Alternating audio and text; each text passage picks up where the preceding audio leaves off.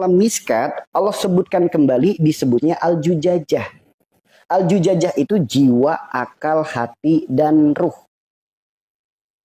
Jiwa, akal, hati, dan ruh. Nah, alam ruhani ini nggak butuh protein, nggak butuh nutrisi, nggak butuh gizi, nggak butuh makan, nggak butuh minum, nggak butuh olahraga, nggak butuh istirahat. Alam ruhani ini butuhnya apa? Amal-amal yang baik, sifat yang baik, perilaku yang baik, perbuatan yang baik. Ini kebutuhannya ruhani. Di dalam miskat ada al-jujajah. Di antara dua alam ini ada lagi namanya misbah. Misbah adalah nurani atau nur ilahi. Disebutnya kolbu. Segumpal daging itu adalah hati. Orang kalau hatinya baik, sifat perilaku perbuatannya akan baik. Jasmaninya sehat, hidupnya bahagia. Kehidupan penghidupannya bahagia. Namun kalau hati kita berpenyakit, akan berdampak pada sifat perilaku perbuatan yang buruk.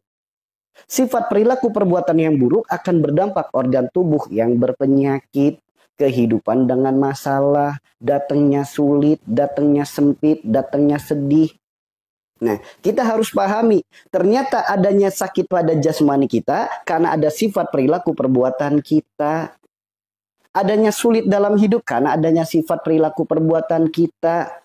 Adanya masalah dalam hidup karena adanya sifat perilaku perbuatan kita. Allah memberi petunjuk bagi hamba yang ia kehendaki. Bagi orang-orang yang dikehendaki Allah akan diberikan pemahaman. Bukan hanya fokus mengobati jasmaninya, namun lebih fokus kepada memperbaiki hatinya. Karena Nabi bersabda, kalau hatinya baik, semuanya baik. Maka siapapun di sini yang lagi sakit, hayu, jangan hanya sibuk mengobati organ tubuhnya saja. Sakit itu bukan tentang apa yang kita makan, bukan tentang organ tubuh yang bermasalah, bukan tentang panca indera yang bermasalah. Karena boleh jadi kurang pandainya kita dalam merawat diri, kurang pandainya kita dalam mendata hati, kurang pandainya kita dalam menjaga sifat, menjaga perilaku, menjaga perbuatan. Karena sakit adalah bentuk cinta kasih sayang Allah kepada diri kita. Mungkin banyaknya kesalahan yang sering kita lakukan, tapi istighfar kita jarang. Adanya dosa yang pernah kita perbuat, taubatnya belum. Allah tahu kesalahan dan dosa kita bisa berdampak buruk pada akhirat kita. Allah Rabb yang maha kasih, maha sayang. Allah tidak ingin kita sengsara di alam akhirat. Di sisa usia yang masih ada, Allah berikan teguran supaya kita sadar, supaya kita eling akan kesalahan.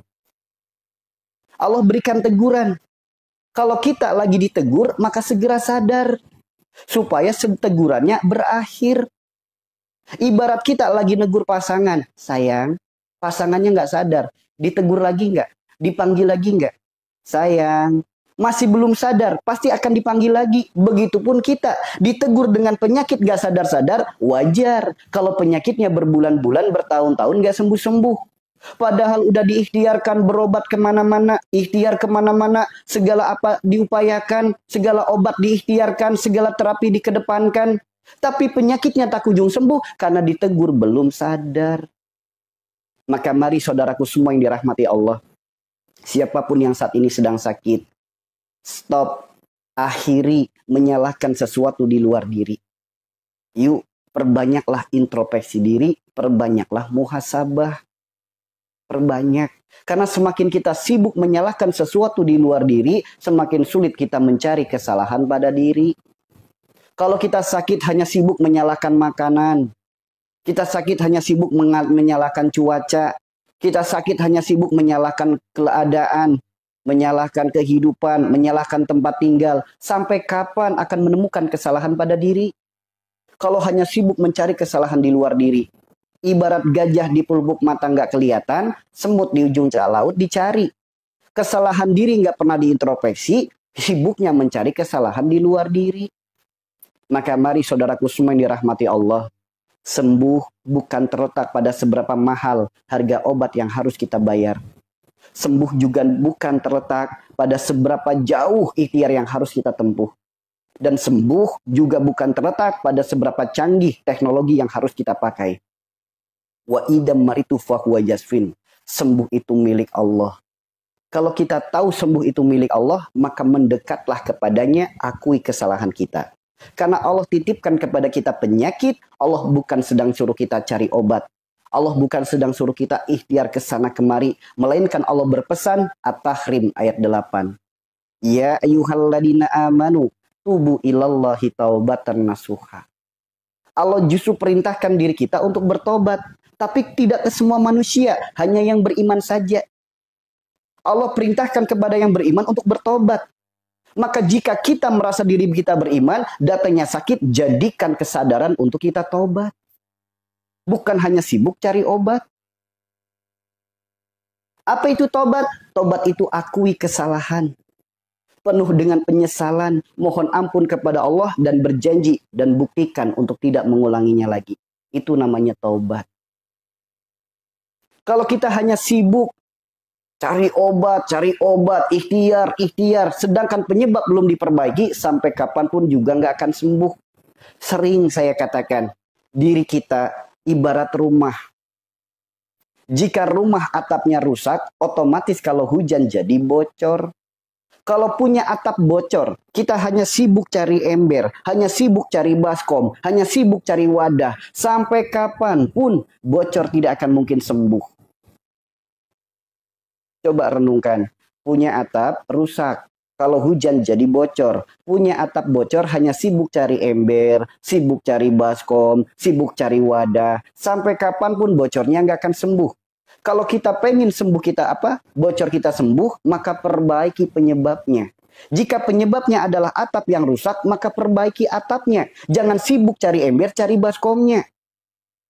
Memang betul adanya ember dan baskom membantu mengurangi gejalanya, agar bocor itu tidak tumpah kemana-mana.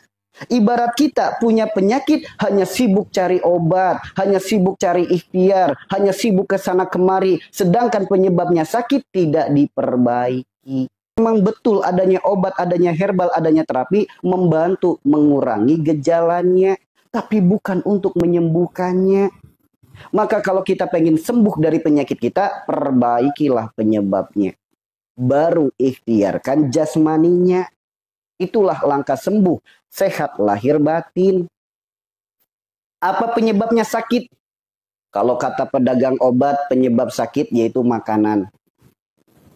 Apa penyebabnya sakit? Kalau kata orang pinter, penyebab sakit santet sihir guna-guna.